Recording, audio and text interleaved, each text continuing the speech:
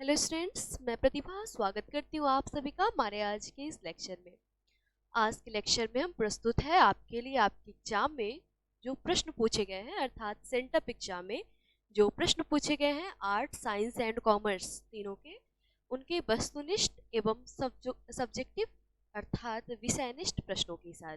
ठीक है, तो चलिए देखते हैं इसके आंसर को, किसका सही आंसर क्या होगा। ठीक है, इस बार जो सेंटअप एग्जाम में जो प्रश्न पूछे गए हैं वही है ये, और टोटल 100 प्रश्न है, इसमें से आपको आंसर देना था 50 का। ठीक है, तो हमारी उम्मीद है कि अगर आप हमारे क्लास से जुड़े हैं तो 100 आउट ऑफ 100 क्वेश्चन जो आप आसानी से सोल्व कर पाइएगा। ठीक है, तो चलिए देखते हैं इसे। देखिए, हमारा जो फर्स्ट क्वेश्चन है वो क्या है, ये हमारे बुक से प्रश्न है। आपके एग्जाम में लगभग 60 जो प्रश्न आते हैं वो बुक से रहते हैं और 40 जो रहते हैं वो ग्रामर से। ठीक है, यह लगभग लिखा गया है, अर्थात 3-4 कमी, ठीक है, और अधिक भी हो सकता है। तो चलिए देखते हैं फर्स्ट नंबर क्वेश्चन को। यहाँ प्रत्येक मनुष्य किसी न किसी के विरोध में खड़ा है और किसी सुरक्षित स्थान पर पहुंचने के लिए प्रतिष्ठा, सम्मान, शक्ति व आराम के लिए संघर्ष कर रहा है। यह पंक्ति किस पठित पाठ से है? यह प्रश्न आपको करवाया गया है, यह शिक्षा से लिया गया है, और इसके जो लेखक है वो कौन है? वो है जिद्दू कृष्णमूर्ति, अर्थात जे कृष्णमूर्ति। ठीक है, यह कौन है? शिक्षा पाठ के लेखक। ठीक है, तो option A is the right answer. Jiddu Krishnamurti इसके लेखक है, और यह किसके द्वारा लिखा गया है? जिद्दू कृष्णमूर्ति जी के द्वारा, और शिक्षा चैप्टर में। ठीक है, तो चलिए अगले प्रश्न पे चर्चा करते हैं हम लोग। अगले प्रश्न को देखते हैं, second number question. अरेबा परेबा Uday Prakash की कैसी कृति है? अरेबा परेबा क्या है? तो उदय प्रकाश जी के द्वारा लिखा गया हमारे पाठ्य पुस्तक में जो चैप्टर है वह क्या है? तिरछ, जो कि उदय प्रकाश जी के द्वारा लिखा गया है। ठीक है, तो उसी में जो कवि परिचय है, हम सभी ने सभी चैप्टर में कवि परिचय को पढ़ा है, उनकी कृतियों को ध्यान में रखा है। ठीक है, उस पर विशेष बल दिया गया है आपके क्लास में, उनकी कृति पर, अर्थात उनके द्वारा जो रचना की गई है। तो देखते हैं इसे, अरेबा परेबा उदय प्रकाश जी की कैसी कृति है, अर्थात किस विधा की रचना है? क्या है ये? एक कहानी है। क्या है? कहानी है। Option C is the right answer. चूंकि यह जो क्वेश्चन है यह किसी बच्चे द्वारा ही लाया गया है, अतः इस सभी में टिक आउट किया गया है और बिल्कुल सही आंसर किया गया है। ठीक है, तो आपको अपने मन से जो सही आंसर होगा उसे देखना है। ठीक है, आपका मन क्या कर रहा है, आपको उसको उसका अवलोकन करना है। तो चलिए देखते हैं इसे। थर्ड नंबर जो क्वेश्चन है वो है, उसने कहा था शीर्षक कहानी में। ठीक है, किस शहर का चित्रण है? किस शहर का चित्रण है? अमृतसर। अमृतसर के भीड़ भरे बाजार में मिलते हैं लहना सिंह और सूबेदारनी। सूबेदारनी कौन है? सूबेदार की पत्नी। ठीक है, अर्थात वो जो लड़की बड़ी हो जाती है तो उसकी शादी सूबेदार के साथ हो जाती है। ठीक है, सूबेदार हजारा सिंह के साथ। तो यह किस कहानी से है? तो उसने कहा था से यह प्रश्न है। उसने कहा था किसके द्वारा लिखा गया है? तो चंद्रधर शर्मा गुलेरी। ठीक है, बिल्कुल डिटेल में आपको यह देखना है। चंद्रधर शर्मा गुलेरी द्वारा लिखा गया यह पाठ है। ठीक है, चंद्रधर शर्मा गुलेरी जी के द्वारा लिखा गया है। Option C is the right answer. चलते हैं हम लोग अगले प्रश्न को देखते हैं। काठ का सपना के रचयिता कौन है? काठ का सपना ये प्रश्न करवाया गया है। ठीक है, हम लोग क्या करते हैं, चैप्टर वाइज ऑब्जेक्टिव क्वेश्चन को देखते हैं और सब्जेक्टिव क्वेश्चन को देखते हैं। प्रत्येक क्वेश्चन, प्रत्येक चैप्टर अगर हम बोले तो उसका 30 क्वेश्चन जो इंपॉर्टेंट होता है वो आपको दिया जाता है। ठीक है, चैप्टर वाइज 30 क्वेश्चन एमसीक्यू आपको दिए जाते हैं, उसी में से जितने भी प्रश्न आए हैं वो उसी में से बने हैं। ठीक है, आप एक बार उसे देखें, और अगर आप हमारे क्लास से जुड़े हैं तो आपको किसी भी प्रकार की प्रॉब्लम नहीं हुई होगी क्वेश्चन को सोल्व करने में। ठीक है, तो देखिए, काठ का सपना के रचयिता कौन है? गजानन मानव मुक्ति बोध काठ का सपना लिखे हुए हैं। ठीक है, option A is the right answer. चलते हैं अगले प्रश्न की ओर। थर्ड नंबर जो क्वेश्चन है वो है, जयप्रकाश नारायण का पुकार का नाम क्या था? पुकार समझते हैं, अर्थात बचपन में लोग उन्हें किस नाम से पुकारते थे? तो Baul is the right answer. किस नाम से पुकारते थे? बाउल। अच्छा, जयप्रकाश नारायण जी की कौन सी कृति अर्थात उनकी कौन सी रचना हमारे पाठ पुस्तक में दी गई है? तो आपको पता होगा संपूर्ण क्रांति। कौन? संपूर्ण क्रांति। संपूर्ण, एक बार देखते हैं इसे डिटेल्स से। संपूर्ण क्रांति क्या है? संपूर्ण क्रांति एक भाषण है जो कि 5 जून 1974 को पटना के गांधी मैदान में दिया गया था। किनके द्वारा? जयप्रकाश नारायण जी के द्वारा। ठीक है, तो आपको ये समझ में आ गया होगा। डिटेलिंग करेंगे हम लोग सभी ऑप्शन का। ठीक है, आपको इससे ये फायदा होगा कि आपको डिटेलिंग पता रहेगा। किसी भी प्रकार के प्रश्न आएंगे किसी भी चैप्टर से, तो आप आसानी से आप कंफर्मेशन अर्थात 100% श्योर होके आप उसका आंसर दे सकते हैं। तो चलिए देखते हैं इसे 6 नंबर क्वेश्चन को। अर्धनारीश्वर हिंदी साहित्य की कौन सी विधा है? ठीक है, 6 नंबर क्वेश्चन है हमारा। अर्धनारीश्वर हिंदी साहित्य की कौन सी विधा है? अर्धनारीश्वर किसके द्वारा लिखा गया है? आपको पता होगा किसके द्वारा? रामधारी सिंह दिनकर। किसके द्वारा लिखा गया है यह? रामधारी सिंह दिनकर जी के द्वारा। ठीक है, रामधारी सिंह दिनकर जी ने इसमें नर और नारी उन्होंने बताया है कि एक ही द्रव्य की ढली हुई 2 प्रतिमाएं हैं। ठीक है, अर्थात दोनों का जो स्थान है दोनों को समान अवसर मिलना चाहिए। ठीक है, तो उसकी अर्धनारीश्वर जो हिंदी साहित्य है वह क्या है? वह एक निबंध है और यह रामधारी सिंह दिनकर जी के द्वारा लिखा गया है। इससे यह भी प्रश्न बन सकता है आपके एग्जाम में, अर्धनारीश्वर निबंध किनके द्वारा लिखा गया है? किनके द्वारा लिखा गया है? रामधारी सिंह दिनकर जी के द्वारा। आपको पता होना चाहिए। चलिए अगले प्रश्न को देखते हैं। 7 नंबर जो क्वेश्चन है हमारा, किस पत्रिका के संपादन के कारण रघुवीर सहाय का नाम प्रसिद्ध हुआ था? देखिए, रघुवीर सहाय का नाम प्रसिद्ध हुआ था दिनमान के कारण। किसके कारण? दिनमान, जो कि एक पत्रिका थी और ये रघुवीर सहाय जो है यह इसके प्रधान संपादक रहे हैं। क्या रहे हैं? प्रधान संपादक। किसके? दिनमान के। तो option C is the right answer. चलिए अगले प्रश्न को देखते हैं। किस कवि ने लिखा है खेत रहने वालों की सूची अप्रकाशित है? किसने लिखा है? अशोक वाजपेयी। अच्छा, आपको ये पता है अशोक वाजपेयी, तो आपको ये भी पता होना चाहिए कि यह किस चैप्टर से लिया गया है। ये जो लाइन है, ये जो पंक्ति है, वह किस चैप्टर से ली गई है, किस काव्य से ली गई है? तो यह लिया गया है हार जीत से। यह किससे लिया गया है? हार जीत से। ठीक है, इसके रचनाकार कौन है? Ashok Vajpeyi ji. Option A is the right answer. चलिए अगले प्रश्न को देखते हैं।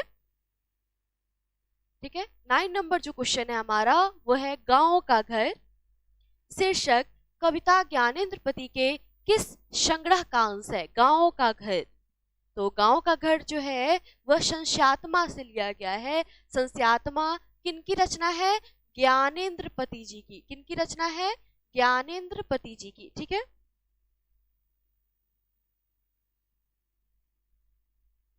और ये है क्या? तो ये कविता संग्रह है, इसी में से लिया गया है गांव का घर। Option A is the right answer. चलिए अगले प्रश्न पे चर्चा करते हैं। राष्ट्रगीत में भला वह कौन भाग्य विधाता है? यह पंक्ति किस शीर्षक कविता से लिया गया है? ठीक है, हम लोग गाते हैं जनगण मन अधिनायक जय हे भारत भाग्य विधाता। तो कहा गया है कि यह जो भाग्य विधाता है, ठीक है, वह कौन है? यही प्रश्न उठाया गया है। अधिनायक के जो रचयिता है, रचनाकार है रघुवीर सहाय जी, उनके द्वारा। तो ये जो पंक्ति है यह किस में आया है? अधिनायक में। अधिनायक के रचयिता कौन है? रचनाकार कौन है? रघुवीर सहाय जी। कौन है? रघुवीर सहाय जी। ठीक है, option C is the right answer. चलिए अगले प्रश्न को देखते हैं। 11 नंबर क्वेश्चन है हमारा। जयप्रकाश नारायण की पत्नी का क्या नाम था? क्या नाम था उनकी पत्नी का? प्रभावती देवी।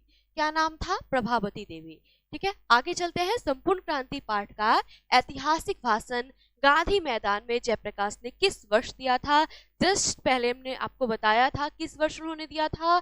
तो 5 जून 1974 को कहाँ दिया था? पटना के गांधी मैदान में। पटना के गांधी मैदान में। ठीक है, हमारे पाठ पुस्तक में यह चैप्टर किस नाम से है? संपूर्ण क्रांति। ठीक है, रिकंस्ट्रक्शन ऑफ, यहाँ से एक और प्रश्न आता है इस चैप्टर से, रिकंस्ट्रक्शन ऑफ इंडियन पॉलिटी किनके द्वारा लिखी गई है? तो यह जयप्रकाश नारायण जी के द्वारा लिखी गई है। याद रखिएगा, ये जो प्रश्न है ये पूछा जाता है आपके एग्जाम में। 30 नंबर क्वेश्चन को देखते हैं। रिकंस्ट्रक्शन ऑफ आ ही गया, रिकंस्ट्रक्शन ऑफ इंडियन पॉलिटी नामक पुस्तक के रचनाकार कौन है? आपको पता होगा, Jayaprakash Narayan ji reconstruction of Indian polity के रचनाकार है। Option D is the right answer. अगले प्रश्न को देखते हैं। रामधारी सिद्दीनकर के माता पिता का नाम क्या था? क्या नाम था माता पिता का? मनरूप देवी एवं रवि सिंह। क्या नाम था? मनरूप देवी एवं रवि सिंह। रवि सिंह के पिता थे और माता थी मनरूप देवी। आगे देखिए, रोज शीर्षक कहानी की नायिका कौन है? मालती है। कौन है नायिका? मालती है। और रोज शीर्षक कहानी के रचनाकार कौन है? कहानीकार कौन है? अज्ञे है। अज्ञे का, इसे एक और प्रश्न बनता है, अज्ञे का पूरा नाम क्या है? सच्चिदानंद हीरानंद वात्स्यायन। अच्छा, मालती से प्रश्न बनेगा, मालती के पति का क्या नाम था? महेश्वर। महेश्वर पेशे से क्या था? महेश्वर पेशे से था डॉक्टर अर्थात चिकित्सक। ठीक है। मालती के बच्चे का क्या नाम था? बच्चे का नाम था टीटी। क्या नाम था? टीटी। तो ये सभी प्रश्न आपको पता होना चाहिए। महेश्वर ने क्या लाया था? कौन सा फल लेकर के आया था महेश्वर? तो आम। ठीक है। तो यह जो प्रश्न बनते हैं इस चैप्टर से वो काफी इंपॉर्टेंट है। ये जो प्रश्न जो हमने आपको बताया ये सभी एग्जाम में लगभग पूछे जाते हैं। आइए अगले प्रश्न को देखते हैं। अज्ञे का पूरा नाम क्या है? देखिए आ गया, अज्ञे का पूरा नाम है सच्चिदानंद हीरानंद वात्स्यायन। ठीक है, Sachchidanand Hiranand Vatsyayan. Option C is the right answer. अगले प्रश्न को देखेंगे हम लोग। भगत सिंह कितनी बार जेल गए? भगत सिंह के पिता, सिर्फ क्या पूछा जा रहा है? भगत सिंह के पिता कितनी बार जेल गए? देखें यहाँ पर, तो यहाँ पर ऑप्शन होगा, option B is the right answer, अनेक बार। कितनी बार जेल गए उन्होंने? वो आपके लाइन, आपके बुक में एक पंक्ति होगी, ठीक है, लास्ट एक पैराग्राफ करके लिखा होगा उसमें कि इनके पिता अनेक बार जेल गए। कितनी बार जेल गए? अनेक बार। ठीक है, चलिए आगे देखिए। लहरों के राजहंस,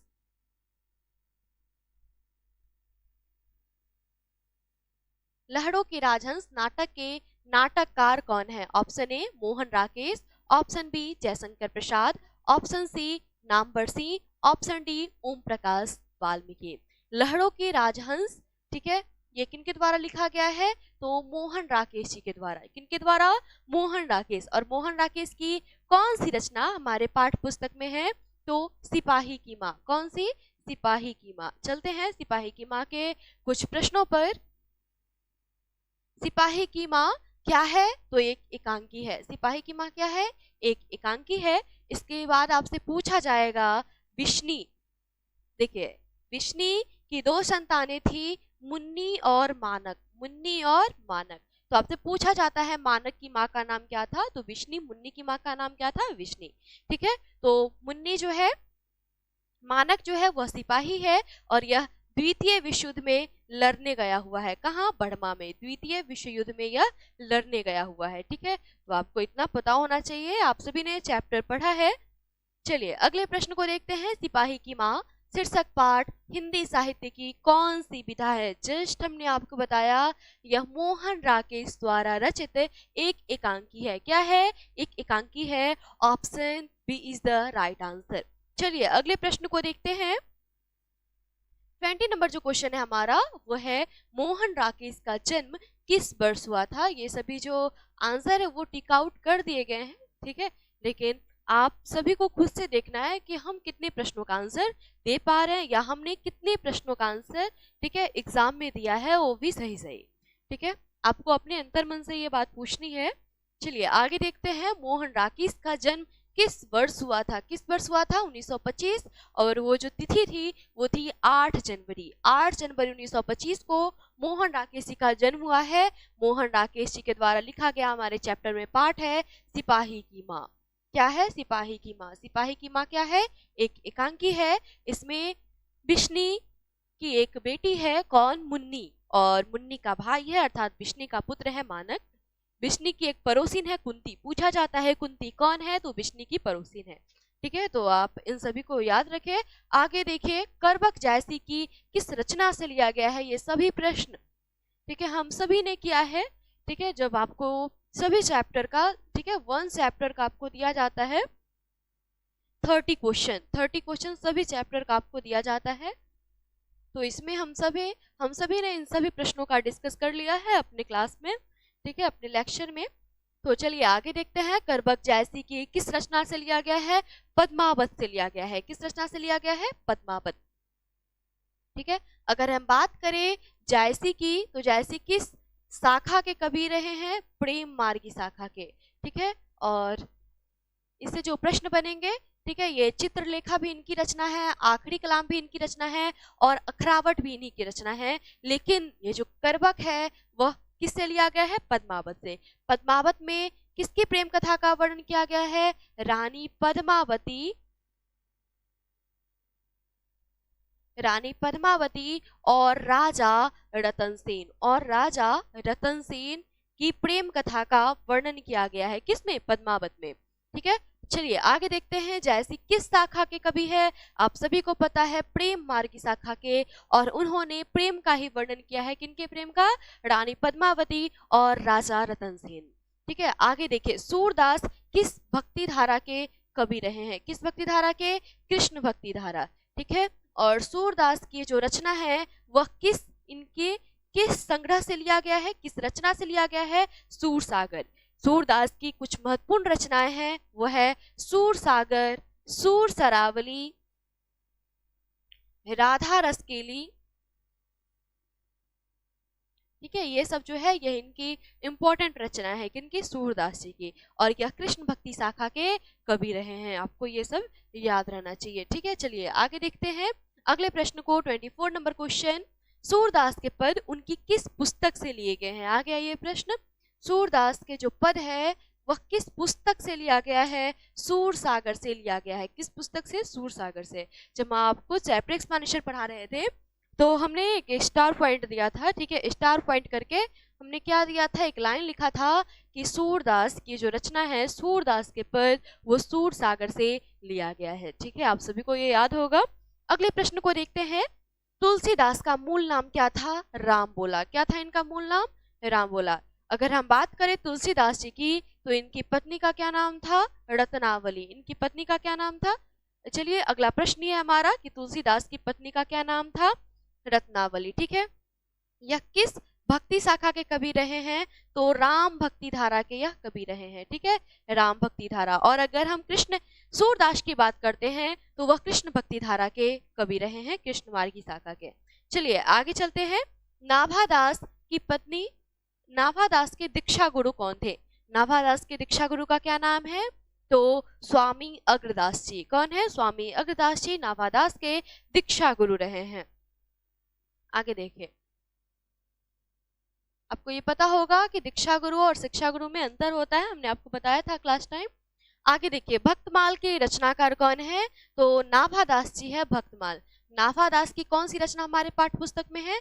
छप्पे। आपसे पूछा जा सकता है छप्पे के रचनाकार कौन है? कौन है? नाभादास जी। छप्पे किसे कहते हैं? 6 पंक्तियों का गे पद। छप्पे किसे कहते हैं? 6 पंक्तियों का जो गे पद होता है, गे पद अर्थात गाया जाने वाला पद, वह छप्पे कहलाता है, ठीक है। चलिए अगले प्रश्न को देखते हैं। शिवाजी के पुत्र का क्या नाम था? आपको पता होगा कि यह किस चैप्टर में आया है? किस चैप्टर में आया है? कवित। किसके द्वारा लिखा गया है? भूषण के द्वारा। किसके द्वारा लिखा गया है? भूषण के द्वारा, ठीक है। तो शिवाजी के पुत्र का नाम है साहू जी। अगले प्रश्न को देखते हैं। भूषण की कृति निम्न में से कौन सी नहीं है? अर्थात इनमें से जो 3 रचनाएं होगी वो भूषण की होगी और एक जो रचना है वह भूषण की नहीं होगी। चलिए देखते हैं इसे। देखिए, शिवा बाबनी, छत्रसाल दशक, शिवराज भूषण, राधा रसकेली। हम आपको बताना चाहेंगे और हमने ये क्लास टाइम भी आपको बताया है कि पहचानने का तरीका क्या है। भूषण द्वारा रचित, भूषण ने अपने 2 प्रिय नायकों छत्रसाल और शिवाजी के ऊपर रचनाएं की है, ठीक है। ये इनके 2 प्रिय नायक रहे हैं और आश्रयदाता भी रहे हैं, ठीक है, शिवाजी। देखिए, तो छत्रसाल और शिवाजी से जो भी रिलेटेड होगा वो किनकी रचनाएं होगी? भूषण की। देखिए, शिवा बावनी शिवाजी से रिलेटेड है, शिवराज भूषण शिवाजी से रिलेटेड है और छत्रसाल दशक छत्रसाल, महाराजा छत्रसाल से संबंधित है। Option D is the right answer. अच्छा अब ये बताइए राधा रस के लिए क्यों नहीं होगा, ये किनकी रचना है? तो यह सूरदास जी की रचना है। किनकी रचना है? यह सूरदास जी की रचना है। Option D is the right answer. ठीक है, आपको हमने बताया था कि सूर सरावली, सूर सागर, राधा रसकेली, ये सब जो रचनाएं हैं यह सूरदास जी की, ठीक है, महत्वपूर्ण रचनाएं हैं, आपके एग्जाम में हमेशा पूछा जाता है। आगे देखिए, मालती के पति का नाम क्या है? मालती के पति का क्या नाम है? महेश्वर। महेश्वर पेशे से क्या है? डॉक्टर है, सरकारी डिस्पेंसरी में एक डॉक्टर है। कौन? महेश्वर। ठीक है, आपको पता होगा। और मालती के अगर बच्चे का नाम पूछता है तो वो क्या है? टीटी है। ठीक है, आगे देखिए, जयशंकर प्रसाद किस वाद के कवि हैं? किस वाद के कवि हैं? छायावाद। अगर हम बात करते हैं जयशंकर प्रसाद और साथ में सुभद्रा कुमारी चौहान जी, सुभद्रा कुमारी चौहान, ये भी किस वाद की कवि है? तो यह भी छायावाद की कवि है। सुभद्रा कुमारी चौहान जी के द्वारा लिखा गया हमारे पाठ्य पुस्तक में है पुत्र वियोग। पुत्र वियोग इनकी रचना है। पुत्र के निधन के बाद असामयिक निधन पे उन्होंने इसका रचना किया है। जयशंकर प्रसाद की कौन सी रचना हमारे पाठ्य पुस्तक में है? तुमुल कोलाहल कलह में। देखिए, इसका हम आपको कुछ जानकारी देते हैं। जयशंकर प्रसाद की रचना तुमुल कोलाहल कलह में, ठीक है, यह रचनाएं ली गई है। और आपको पता होगा यह कहाँ से लिया गया है? तो यह जयशंकर प्रसाद जी के द्वारा जो लिखा गया है, जिसमें मनु और श्रद्धा का चित्रण है, कामायनी। ठीक है, आपको पता होगा यह कामायनी से लिया गया है। ठीक है, कामायनी इनका एक महाकाव्य है और इसको प्रबंध काव्य भी कहा जाता है। तुमुल कोलाहल कलह में कामायनी से लिया गया है। ठीक है, तो आपको यह पता होना चाहिए। और जयशंकर प्रसाद जी छायावाद की कवि है। Option A is the right answer. चलिए अगले प्रश्न को देखते हैं। प्रगीत और समाज शीर्षक निबंध किस पुस्तक से लिया गया है? पहले आपको सभी चैप्टर जो है उनका कवि का नाम आपको मूलतः याद होना चाहिए, क्योंकि आपके एग्जाम में सबसे अधिक जो प्रश्न पूछे जाएंगे उसी से पूछे जाते हैं। देखिए, प्रगीत और समाज के लेखक कौन? नामवरसी। कौन? नामवरसी। अब आप देखिए किस पुस्तक से लिया गया है? वाद विवाद संवाद से लिया गया है। प्रगीत और समाज है क्या? एक निबंध है। और वाद विवाद संवाद क्या है? एक निबंध संग्रह है। ठीक है, अर्थात इनकी बहुत सारी निबंध इसमें होगी। आगे देखिए, जूठन शीर्षक आत्मकथा के लेखक कौन है? कौन है? ओम प्रकाश वाल्मीकि जी। कौन है? ओम प्रकाश वाल्मीकि। ठीक है, इनकी ही रचना है दलित साहित्य का सौंदर्य शास्त्र। पूछा जाता है आपसे, दलित साहित्य का सौंदर्य शास्त्र किनकी रचना है? ओम प्रकाश वाल्मीकि जी की रचना है, याद रखिएगा।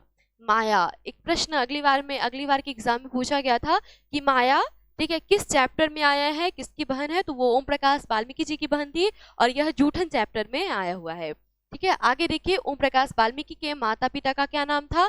मुकुंदी देवी इनकी माता थी और छोटन लाल इनके पिता थे। Option A is the right answer. और इनके हेड मास्टर का क्या नाम था? कलीराम। आपको पता होगा इनके हेड मास्टर का नाम था Kaliram. Option A is the right answer. 35 number question का था। चलिए आगे देखते हैं। शिक्षा शीर्षक निबंध के निबंधकार का क्या नाम है? शिक्षा क्या है? एक निबंध है और इसके निबंधकार कौन है? जे कृष्णमूर्ति। जे कृष्णमूर्ति का पूरा नाम क्या है? जिद्दू कृष्णमूर्ति। ठीक है, आगे देखिए, जयशंकर प्रसाद, जयशंकर प्रसाद की नाट्यकृति निम्न में से कौन है? नाट्यकृति हमने आपको बताया है, यह कौन सी है? ध्रुव स्वामिनी। यह इनकी सफलतम नाट्यकृति है। किनकी? जयशंकर प्रसाद जी की। और आपसे ये भी पूछा जा सकता है, कामायनी किनकी रचना है? यह भी चैप्टर से आता है। तो कामायनी किनकी रचना है? जयशंकर प्रसाद जी की रचना है। अगर हम बात करें लहरों के राजहंस, तो यह मोहन राकेशी की रचना है। आगे देखिए, सुभद्रा कुमारी चौहान की कविता का केंद्रीय और प्रमुख प्रेरणा क्या था? तो इनमें राष्ट्रीय भावधारा था, अर्थात यथार्थनिष्ठ राष्ट्रीय भावधारा। Option is the right answer. अगला क्वेश्चन को देखिए, कवित्री सुभद्रा कुमारी चौहान स्वयं को असहाय और विवश क्यों कहती है? क्यों कहती है वो? पुत्र वियोग के कारण, अर्थात उनके पुत्र की मृत्यु हो गई है और उसी समय उन्होंने यह कविता लिखा है, पुत्र वियोग। ठीक है, तो उन्होंने उसमें क्या कहा है, खुद को असहाय और विवश कहा। उन्होंने कहा है कि बहुत ही हमें नीरस लग रहा है, ये जो जीवन है ये हमें बिल्कुल अच्छा नहीं लग रहा। आज चारों दिशाएं हंस रही है, सभी दिशाओं में खुशियां छाई हुई है, उल्लास छाया हुआ है, लेकिन मेरे मन की जो उदासी है वो कभी नहीं जाएगी, क्योंकि मेरा जो पुत्र है वो मुझसे खो गया है। ठीक है, मुझसे दूर जा चुका है। तो पुत्र वियोग के कारण वह खुद को असहाय और विवश मान रही है। 14 नंबर क्वेश्चन देखते हैं, सुभद्रा कुमारी चौहान के प्रतिनिधि कविता संग्रह का क्या नाम है। देखिए, प्रतिनिधि कविता संग्रह इनका मुकुल, क्या है, मुकुल, और मुकुल से ही लिया गया है ये पुत्र वियोग। पुत्र वियोग ये जो कविता है यह किस प्रतिनिधि कविता संग्रह से लिया गया है, पुत्र वियोग, मुकुल से। ठीक है, किस कवि ने सील खड़िया चौका शब्दों का प्रयोग किया है। आपने देखा होगा, सील खड़िया सी मल दी गई हो। ठीक है, एक लाइन दी गई है, सील खड़िया चौका, यह किस चैप्टर में आया गया है, उषा। उषा कैसी कविता है, तो प्रकृति संबंधित। ठीक है, इसमें प्रकृति का चित्रण किया गया है, प्रकृति संबंधित यह कविता है। और इसके जो लेखक है वो कौन है, शमशेर बहादुर सिंह जी। आगे देखिए, हिंदी के एडिशन किस लेखक को कहा जाता है, बालकृष्ण भट्ट जी को। और बालकृष्ण भट्ट जी की कौन सी रचना हमारे पाठ्य पुस्तक में है, बातचीत। ठीक है, चलिए आगे देखिए।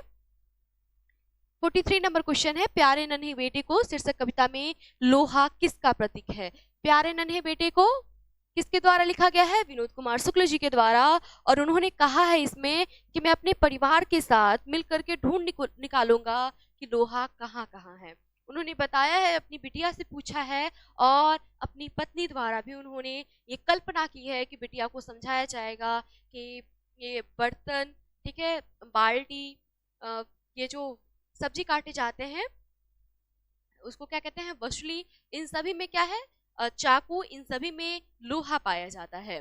ठीक है, तो प्यारे नन्हे बेटे को शीर्षक कविता में लोहा किसका प्रतीक है, कर्म का। कवि ने बताया है कि कुदाल, विभिन्न प्रकार के जो औजार है, ये कुएं में जो लगी हुई घिरनी होती है, डोल में, बाल्टी में, उसमें भी क्या होता है, उसमें भी लोहा होता है। अर्थात उन्होंने लोहा को कर्म का प्रतीक माना है। Option C is the right answer. हार जीत कैसी रचना है। आपने देखा होगा, हार जीत जो रचना है वो कहानी के जैसे लिखा गया है, अर्थात एक पैराग्राफ में लिखा गया है, अतः यह एक गद्य कविता होगी। नदी के द्वीप के रचनाकार कौन है, अज्ञे। अज्ञे जी की कौन सी रचना हमारे पाठ्य पुस्तक में है, रोज। ठीक है, रोज कहानी की नायिका कौन है, मालती। मालती के पति का नाम क्या है, महेश्वर। महेश्वर पेशे से क्या है, डॉक्टर। ठीक है, तो ये सभी प्रश्न आप याद रखिएगा, ये सभी प्रश्न आपके एग्जाम में पूछे जाते हैं। सूरदास के पद में कौन सा भाव्य है। सूरदास जी ने कृष्ण के वात्सल्य भाव पर चर्चा किया है। उन्होंने सूरदास के पद उनकी वात्सल्य लीला को देखते हुए लिखा है।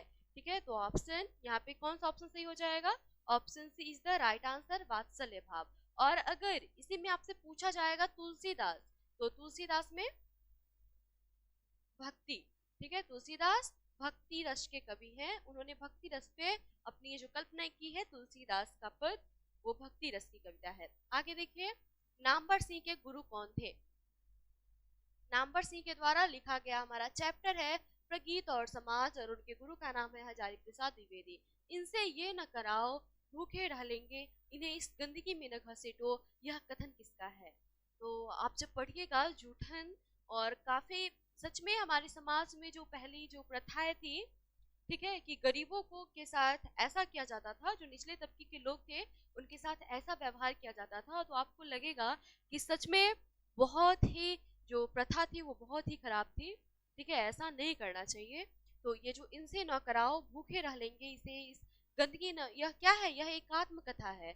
और किसके द्वारा लिखा गया है, ओम प्रकाश वाल्मीकि जी के द्वारा। किसके द्वारा, ओम प्रकाश वाल्मीकि जी के द्वारा लिखा गया यह एक आत्मकथा है। और इसमें जो ऊंचे तबके के लोगों द्वारा जो व्यवहार किया जाता है उन्हें ही दर्शाए हैं कौन, ओम प्रकाश वाल्मीकि जी। उन्होंने अपनी ही आत्मकथा का वर्णन किया है जूठन के माध्यम से। और उनकी भाभी का यह कथन है कि इनसे यह न कराओ, जब वह काम करके आते हैं बैल का खाल लेकर के, तो उनकी भाभी का यह कथन होता है कि इनसे ये न कराओ, हम भूखे रह लेंगे, लेकिन इन्हें इस गंदगी में न घसीटो। लेखक ने कहा है कि आज भी भाभी के वो शब्द जो है वो मेरे कानों में गूंजते हैं। ठीक है, तो option B is the right answer. अगले प्रश्न को देखिए, 49 नंबर क्वेश्चन, तिरिश कहानी किस नाम से जानी जाती है? तो तिरिश कहानी जो है यह जादू यथार्थ कहानी है। अर्थात आप देखते हैं कि इसमें लेखक द्वारा सपना में देखा जाता है तिरिच को, और जब लेखक जाते हैं तिरिच के अड्डे के पास तो उन्हें वह देखा जाना पहचाना सा वह जगह लगता रहता है। ठीक है, option C is the right answer. प्यारी बिटिया से पूछूंगा बतलाओ आसपास कहाँ कहाँ लोहा है, यह कविता किस शीर्षक पंक्ति से है? जहां भी आप लोहा का वर्णन देखे आपको पता होना चाहिए प्यारे नन्हे बेटे को कविता से है, और किसके द्वारा लिखी गई है? विनोद कुमार शुक्ल जी के द्वारा। किसके द्वारा लिखा गया है? विनोद कुमार शुक्ल जी के द्वारा। ठीक है, पंचायती राज में क्या खो गया है? पंच परमेश्वर। क्या खो गया है? पंच परमेश्वर। किसके द्वारा लिखा गया है यह कविता? ज्ञानेंद्र पति जी के द्वारा। ज्ञानेंद्र पति जी के द्वारा। गांव का घर किस कविता संग्रह से लिया गया है? संस्यात्मा। किस कविता संग्रह से लिया गया है? संस्यात्मा। ठीक है, इसमें गांव के घर की जो पुरानी रिवायतें थी, जो हमारी पुरानी संस्कृति थी, उसके बारे में बताया जा रहा है। कवि कहते हैं कि अभी के लोगों को न्यायालयों का चक्कर काटना पड़ता है न्याय पाने के लिए, लेकिन पहले के जो लोग होते थे वह क्या करते थे? पंचायत बैठा करके, और पंच को वहां पे परमेश्वर माना जाता था। लेकिन अब पंचायत में परमेश्वर हो से गए हैं, वह सही निर्णय नहीं दे पा रहे हैं। आगे देखिए, सोजा बच्ची सोजा, सोजा बच्ची सोजा, यह जो लोरी है वह किस शीर्षक पाठ से है? पेशगी से है। किस शीर्षक पाठ से? पेशगी। ठीक है, आगे देखिए, मोपांसा किस देश के रहने वाले थे? फ्रांस। ठीक है, यथार्थ के इस लेन देन का नाम ही संसार है, यह किस शीर्षक पाठ की पंक्ति है? हंसते हुए मेरा अकेलापन। अच्छा, हंसते हुए मेरा अकेलापन क्या है? एक डायरी है। यह डायरी किसके द्वारा लिखी गई है? मलयज के द्वारा लिखी गई है। किसके द्वारा लिखी गई है? मलयज के द्वारा। आगे देखिए अगले प्रश्न को, सच्चिदानंद शब्द का संधि विच्छेद क्या है? यह काफी इंपॉर्टेंट है, संधि विच्छेद। ठीक है, सत्य जोड़ चित जोड़ आनंद, सच्चिदानंद। आगे देखिए, पुनर्जन्म शब्द का संधि विच्छेद क्या है?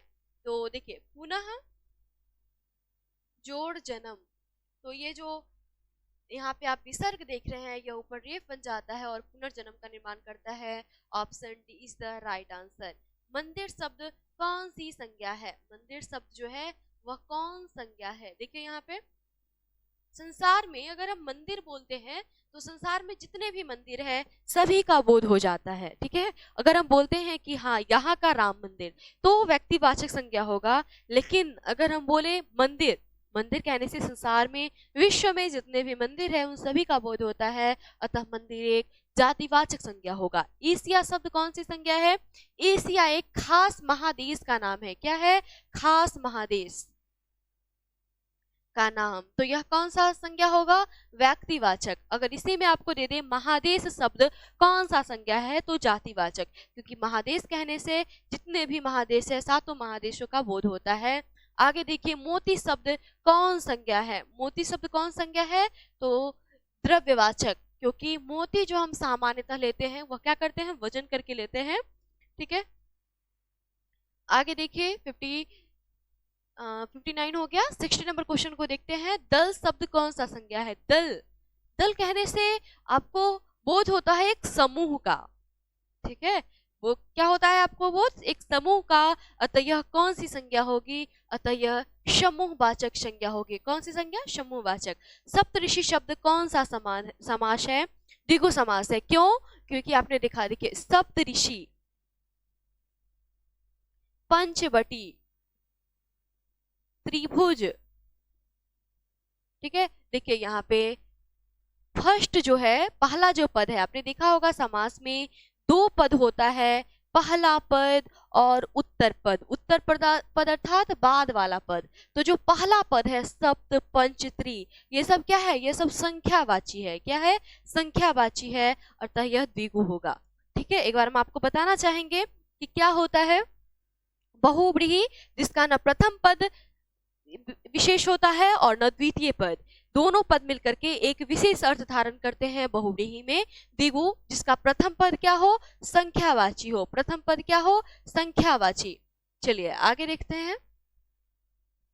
द्वंद्व, द्वंद्व अर्थात दोनों एक दूसरे का क्या होगा? विपरीतार्थक। दोनों एक दूसरे का विपरीतार्थक होगा, और बीच में आपको देखने को मिलेगा योजक छी। तत्पुरुष, तत्पुरुष में आप देख सकते हैं कि इसमें कारक ची लोप होता है, कारक ची का लोप होता है, कारक ची लोप।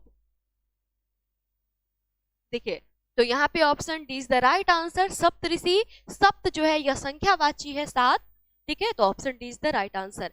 अन्न जल शब्द कौन सा समास है, कौन सा समास होगा, अन्न जल द्वंद्व समास, क्योंकि आप देख रहे हैं दोनों एक दूसरे का विपरीतार्थक, बीच में योजक शी, कौन सा होगा, द्वंद्व। पदच्युत शब्द कौन सा समास है, तत्पुरुष, कैसे होगा तत्पुरुष, देखिए पदच्युत, पदच्युत का अर्थ पद से च्युत अर्थात पद से हटना, ठीक है, पदच्युत। देखिए तो पदच्युत से क्या है, कारक ची है, से क्या है, कारक ची है, तो यह क्या हो जाएगा, तत्पुरुष समास होगा, क्योंकि बीच का जो कारक ची है वह लुप्त हो गया है और पदच्युत एक शब्द बनाया है, अतः यह तत्पुरुष समास होगा, ठीक है। अगले प्रश्न को देखिए, नीलांबर शब्द कौन सा समास है, देखिए नीलांबर शब्द कौन सा समास होगा, नीलांबर, नीला अंबर, इसका अगर हम संधि विच्छेद करते हैं तो नीला अंबर अर्थात वह अंबर जो नीला हो। यह क्या बता रहा है, यह विशेषण है, यह क्या है, विशेषण है, और अंबर क्या है, यह विशेष्य है, अंबर क्या है, विशेष्य है। तो यह कैसा समास होगा, कर्मधारय, ऐसा समास जिसमें विशेषण और विशेष्य का संबंध स्थापित हो, कौन सा समास कहलाता है, कर्मधारय। ऐसा समास जिसका प्रथम पद अर्थात पूर्व पद क्या हो, अव्यय हो, पूर्व पद क्या हो, अव्यय हो, वह क्या कहलाता है, अव्ययभाव। अव्यय अर्थात जिसके पूर्व पद में हो प्रति, यथा, ठीक है, यह सब भर, आ, ये सब हो, वो सब क्या कहलाएगा, अव्ययीभाव समास कहलाएगा। अव्ययीभाव का समास का उदाहरण आप देखें, प्रतिदिन, यथा समय, भरपेट, आजन्म, ठीक है, यह सब क्या होगा, यह सब अव्ययीभाव समास होगा। अव्यय अर्थात जो लिंग, वचन, पुरुष, ठीक है, इन सभी के अनुसार बदलते नहीं हैं। आगे देखिए, यशोधा शब्द का संधि विच्छेद क्या होगा, यह सहजोड़ दा यशोधा।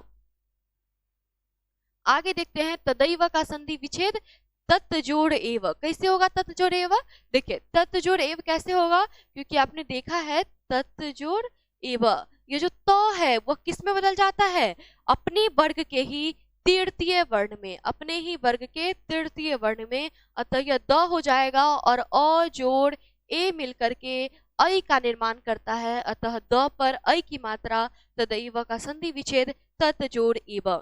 आगे देखिए, आदर शब्द का विशेषण क्या होगा, आदर से बनता है आदरणीय। चलिए आगे देखते हैं 68 नंबर क्वेश्चन को, जीव शब्द का विशेषण क्या होगा, जीव से बनता है जैविक। आपने देखा होगा कि जैविक खेती पर बल दिया जा रहा है, और जो सिक्किम जो राज्य है वह सच में वहां पे जैविक खेती को प्रधानता दी जाती है, ठीक है, जैविक। देखिए लोक शब्द का विशेषण क्या होगा, लौकिक, भारत का भारतीय, ठीक है, तो ये सभी आप सभी को पता होगा। साकार शब्द का विलोम निराकार, क्या होगा, निराकार। नर शब्द का विलोम क्या होगा, नर शब्द का विलोम होता है नारी। आर्द्र, आर्द्र अर्थात क्या होता है, गीला, तो सूक्ष्म मतलब सूखा, ठीक है। नूतन शब्द का विलोम, नूतन अर्थात नया, नूतन का क्या अर्थ होता है, नया। पुरातन मतलब पुराना, पुरातन अर्थात पुराना, option D is the right answer. Shri Ganesh करना का क्या अर्थ होता है, आरंभ करना, आरंभ करना, ठीक है। और अगर इसी में आपसे पूछता है कि इसका विपरीतार्थक क्या होगा, तो समारोह का अंत करना, लेकिन आपसे पूछा है मुहावरे का अर्थ, अतः आरंभ करना इसका सही ऑप्शन होगा, option D is the, option A is the right answer, ठीक है। अगले प्रश्न को देखिए, 76 नंबर क्वेश्चन है हमारा, सबधन 22 पसेरी, ठीक है, उसका क्या अर्थ होता है, तो अच्छा खराब सबको एक समझना, अर्थात जितने भी चीज रखे गए हैं सभी को एक ही प्रकार हम समझ रहे हैं, तो उसको क्या कहते हैं, उसके लिए एक मुहावरा है, सबधन 22 पसेरी। सिर ऊंचा होना, मुहावरे का अर्थ क्या है, सम्मान में वृद्धि होना। क्या होता है, अगर आप अच्छा करते हो अपने फ्यूचर में, अपने जीवन में, अपने लाइफ में, तो आपके माता पिता का सर क्या होता है, ऊंचा होता है, गर्व से ऊंचा होता है। बोलते हैं कि ये जो मेरा बेटा है या मेरी बेटी है, उसने हमारा सिर ऊंचा कर दिया, अर्थात मेरे सम्मान में, ठीक है, मेरा जो प्रतिष्ठा था, मेरा जो सम्मान था समाज में, वो क्या है, और ऊंचा हो गया और उसमें वृद्धि हो गया, ठीक है, तो option is the right answer. आगे देखिए, पांचों उंगली घी में होना, अर्थात अत्यधिक लाभ होना। कहते हैं अरे उसकी तो पांचों उंगली घी में है, अर्थात वह अत्यधिक लाभ में है, ठीक है, आगे देखिए, कायर शब्द का विलोम क्या होता है? कायर अर्थात डरपोक। कायर अर्थात क्या होगा? डरपोक। तो इसका विलोम क्या होगा? निडर। हर्ष शब्द का विपरीतार्थक विषाद। आपने देखा होगा हमेशा आपको लिखा रहता है हर्ष विषाद, ठीक है, ऐसे। तो हर्ष मतलब खुशी, विषाद मतलब दुख। देखिए, सुमति शब्द का विपरीतार्थक सुमति। सु मतलब अच्छा, सु मतलब अच्छा, मतलब अच्छा मति, और कुमति मतलब खराब मति, ठीक है। तो option C is the right answer. अब देखिए, उच्चारण स्थान से प्रश्न है, आपको बताया गया था कुछ सूत्र, बस उसी का प्रयोग करना है आपको। हमारी ऑफलाइन क्लास में भी बताई गई थी। देखिए, झ का उच्चारण स्थान क्या है, आपके सामने ये दिए जाते हैं। देखिए, हम कुछ लिख रहे हैं आपके सामने। अकुह विसर्जनीया नाम कंठ, ठीक है, हमने आपको बताया था। अर्थात देखिए, अ कबर्ग, कबर्ग समझते हैं, क ख ग घ, ठीक है, और विसर्ग ह और विसर्ग का जो उच्चारण स्थान होता है वो कंठ होता है। इसके साथ ही हर्ष ई, दीर्घ ई, य, स और चवर्ग का जो उच्चारण स्थान होता है वह क्या होता है? तालु। इसके साथ ही री और टवर्ग और मूर्धन्य स का जो उच्चारण स्थान होता है वह क्या होता है? मूर्धा। इसके साथ ही अगर हम बात करते हैं लिडी, तवर्ग, ठीक है, और ल का जो उच्चारण स्थान होता है वह क्या होता है? आपका दांत, ठीक है। तो ये इसे आप याद रखें। साथ ही पवर्ग, अगर हम पवर्ग का बात करें, हर्ष उ और दीर्घ उ और पवर्ग का जो उच्चारण स्थान होता है वह क्या होता है? ओष्ठ, ठीक है। तो ये आपको पता होना चाहिए, ये सभी सूत्र के माध्यम से आपको बताया गया है, ठीक है, बताया गया है हमारी ऑफलाइन क्लास में। तो चलिए आगे देखते हैं। ढ का उच्चारण स्थान क्या है? मूर्धा। ढ का उच्चारण स्थान क्या है? मूर्धा। आपने देखा ढ अर्थात टवर्ग, इसका उच्चारण स्थान क्या? मूर्धा। आगे देखिए, झ का उच्चारण स्थान क्या है? झ अर्थात चवर्ग। चवर्ग कहाँ है? यहाँ। इसका उच्चारण स्थान क्या होगा? तालु। इसका उच्चारण स्थान क्या होगा? तालु। आगे देखते हैं, इससे आपके एग्जाम में लगभग 3 से 4 प्रश्न पूछे जाएंगे। इस बार भी लगभग 4, 2 उधर 2 इधर, 4 प्रश्न पूछा गया है। त का उच्चारण स्थान क्या है? दंत। तवर्ग, तवर्ग दांत, याद रखिएगा, तवर्ग दांत और पवर्ग ओष्ठ। तो देखिए, पवर्ग ब किसमें आया? पवर्ग में, प फ ब भ म, ये किससे बोला जाता है? ओष्ठ से, ठीक है। समास के मुख्यतः कितने भेद होते हैं? 4 भेद होते हैं समास के। और वैसे अगर हम भेद सभी भेदों की बात करें, लगभग मुख्यतः मुख्य रूप से जो हमें पढ़ना होता है वो 6 पढ़ना होता है, ठीक है। वैसे भेद होते हैं 4, जिसमें से एक भेद को 2 भागों में और बांट दिया गया है। देखिए आगे, वर्ण के कितने भेद होते हैं? देखिए, वर्ण के कितने भेद होते हैं? 2। कौन कौन? स्वर्ण वर्ण और व्यंजन वर्ण। कौन कौन? स्वर्ण वर्ण और व्यंजन वर्ण।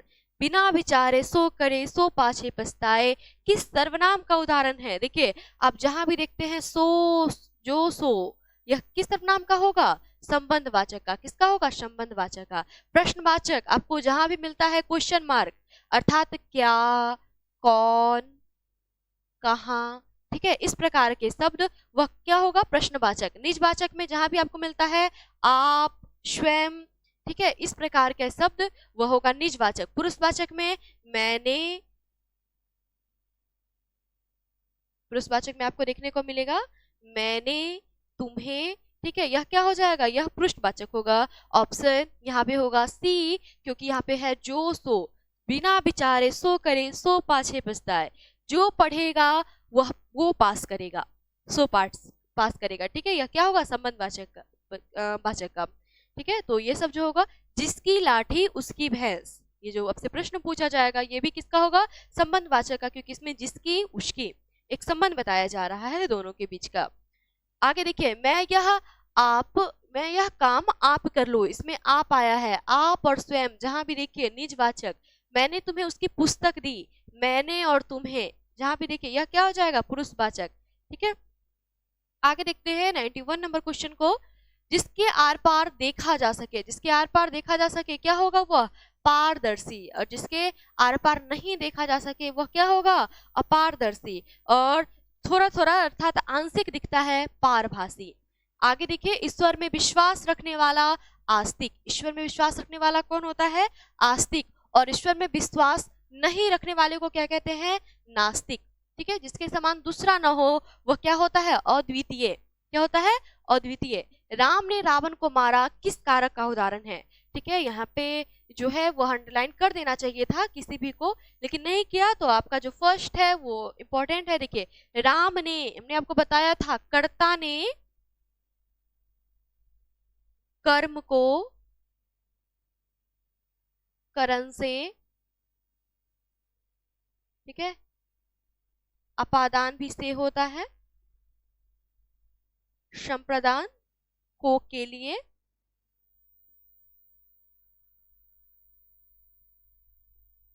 संबंध का के की,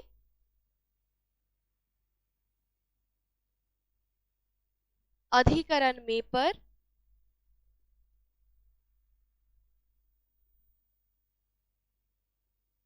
और संबोधन होता है हे रे अरे। संबोधन क्या होता है?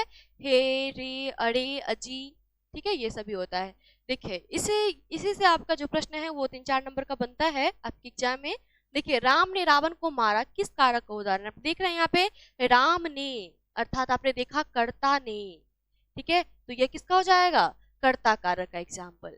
ठीक है, और यह जो ने शब्द का है यह केवल भूतकाल के लिए होता है प्रयोग। अगर आप देख रहे हैं, जैसे कि आपको एक वाक्य दे देता है कि राधा पढ़ रही है, ठीक है, राधा पढ़ती है, इस वाक्य में कौन सा कारक है? तो आप सोच रहे हैं, यहाँ पे आप सोचिएगा कि यहाँ पे ने लिखा ही नहीं है। ठीक है, ने लिखा ही नहीं है, यह कौन सा कारक होगा? तो आप समझ सकते हैं काम कौन कर रही है? राधा, अतः यही कर्ता कारक होगी। कौन सी कारक? कर्ता कारक। इसमें ने का उपयोग क्यों नहीं किया गया? क्योंकि ने का उपयोग केवल भूतकाल के वाक्य के लिए किया जाता है। अर्थात यहाँ पे आपने देखा मारा, मारा क्या है? भूतकाल के का वाक्य है, अर्थात मारा। ठीक है, यह बीत चुका है। तो आपने देखा यह किस कारक का उदाहरण होगा? कर्ता। आगे देखिए, लवकुश राम के पुत्र है, हमने आपको बताया था संबंध, संबंध का क्या था? का के की। तो आप देखिए यहाँ पे क्या लिखा है? लवकुश राम के किस में आएगा? संबंध में, संबंध कारक। ठीक है, गणेश बड़े जोरों से रोता हुआ जा रहा था। देखिए, गणेश बड़े जोरों से रोता हुआ जा रहा था। देखिए, तो यहाँ पे जो क्रिया विशेषण पदबंध है, अच्छा कैसे होगा क्रिया विशेषण? बड़े जोरों से।